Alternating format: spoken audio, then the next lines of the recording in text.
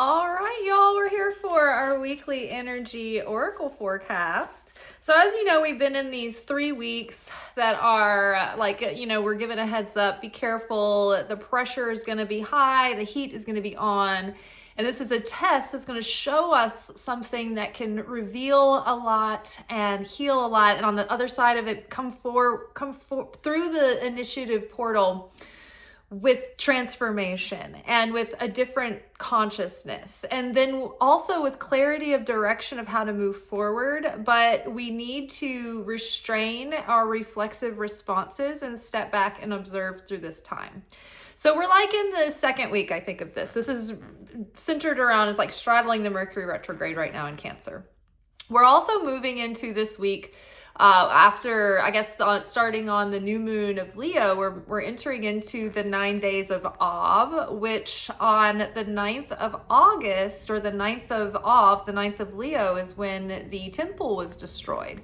So this is something that we remember every year in our soul, and there's this sort of mourning that happens, but it's also about deconstructing the ego's temple and rebuilding that, and having the humility to be able to gracefully receive feedback this week, if it's like critical feedback, and try not to pop off. So if you can receive it gracefully and with an open heart, then it will pour forth like so much more fulfillment and breakthroughs, and remove a lot of blocks and make way for a lot of healing and forgiveness and transformation. So your ego will be challenged. So the key is to try to, if you run into, like, say, the theme this week of like getting negative feedback, or somebody saying something even about you that's not true, that's totally not true and not fair. It's like the challenge is to take that message and say, Creator, is there anything in this message for me to take? It's like a lesson in humility, allowing for our ego to be broken and not have to defend ourselves or prove ourselves, right? And so it's like the less we defend ourselves through this time, the more we open up the blessings. It's like in the Course in Miracles, it says, my strength is in my defenselessness, or in my defenselessness therein lies my strength.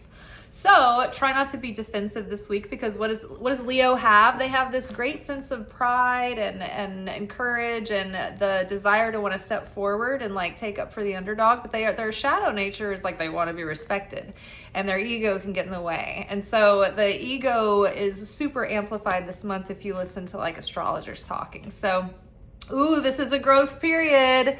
Yep, and it comes with thorns. The blooms are on the other side of the thorns, guys. So just be aware that for the next 9 days, the sort of like, the theme of all the pressure building is going to come. And our key, our requirement, our ask is to listen.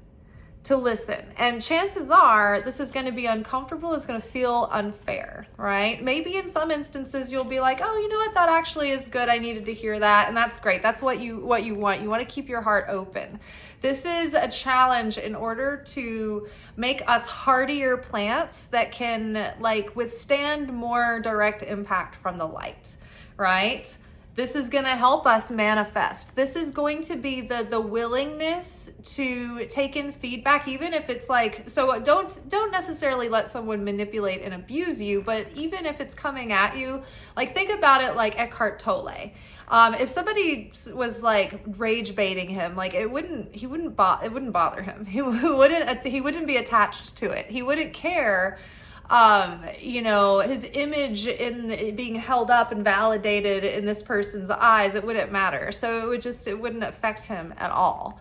It's not because he's stoic. It's not because he's not a caring person. It's just that he doesn't have an ego attachment there, right? So that's what we're looking for here. And also such a desire, proactive willingness. Like even when Korah went up to Moses and Aaron and they were like, hey, this is unfair, you choosing your brother for high priesthood. I think I should be the high priest. Even though they knew Korah must have been wrong, right? Because they had direct information from God that this is what they're supposed to do.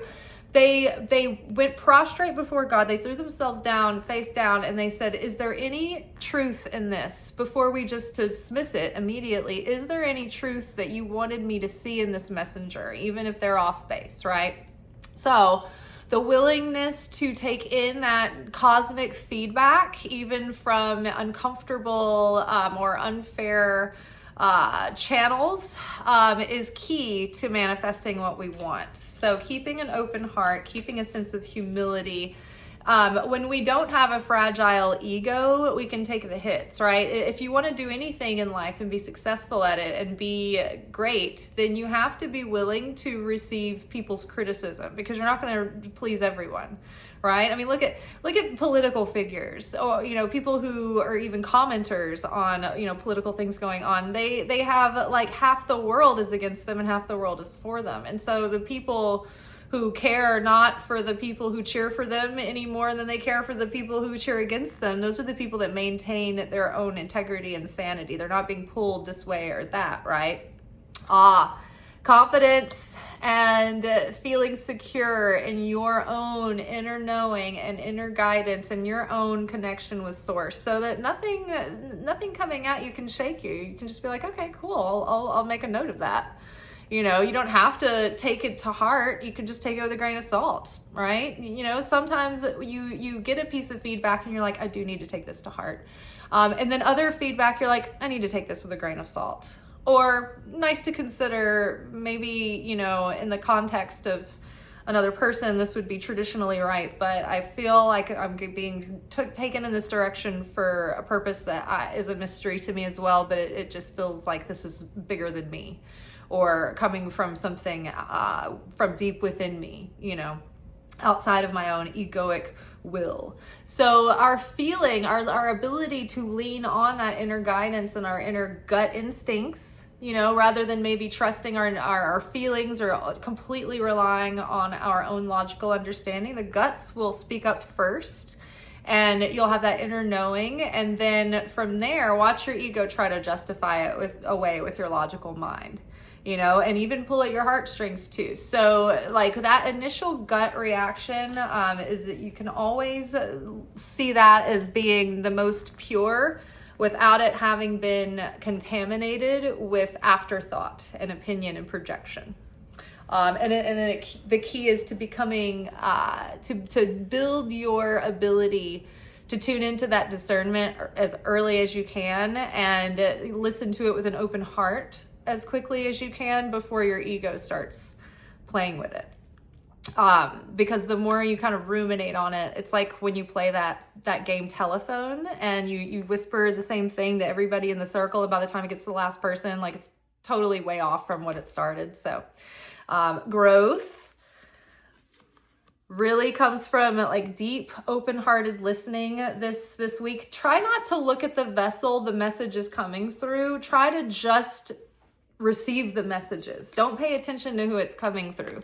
The whole point is to be triggered and be able to still receive the information, because it's coming maybe from the creator. And it again, this is not internalizing someone, abusing you and believing that you're, unworthy. It's not, that it may be that, oh man, waking up to that kind of thing and being like, oh, I don't deserve this, and maybe giving you more of a courage and a backbone to use it when you need to, and to learn how to do that without even that being like coming from a place of reaction, but from a place of like grounded stillness that's not reactive, but that can proactively handle situations like that without them becoming emotional or out of control, or slipping, into chaos, by maybe having more of a framework around how you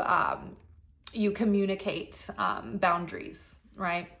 Maybe giving yourself sort of a general go-to fill in the blank script, because in the moment we get so nervous and we get so tripped up. So maybe having some basic language around when you need to set a boundary that's like something common that comes up, and how you can say that, and maybe customize it so that you're not a robot, but have something in your pocket. It's like at work when I'm featuring items off the menu to a table. I'm not just trying to pull from my mind and like say it in the moment, because then I'll stumble, I'll start rattling on. You kind of start to develop like a very quick, concise way of how you talk about each thing, in the best way possible, so that it's clearer and it's more efficient, and it's kind of like that. It gives you a practice so that it comes out more gracefully, and it's more like it's received better, right? And that's usually anytime I bring up a dish and talk about it, people are like, oh, I want that. I was going to get something else, but I'd rather get that. And it's usually the more, it's usually a better price point for me. Not because I'm doing it on purpose, but because those are the best dishes. They're usually more complex and they have more processes and, finer ingredients or whatever. And that's why they cost more, but they're more delectable, right? But if I can communicate that to someone in a way that they can take in and embody and kind of feel, then they're like, yeah, I want this. I'm receptive to it. So this week, this next 9 days is not about necessarily being confrontational. Whereas there is, with evil tongue, speaking negativity, there's an equal kind of version of evil tongue where you hold back from saying something that you're supposed to say. But again, discernment.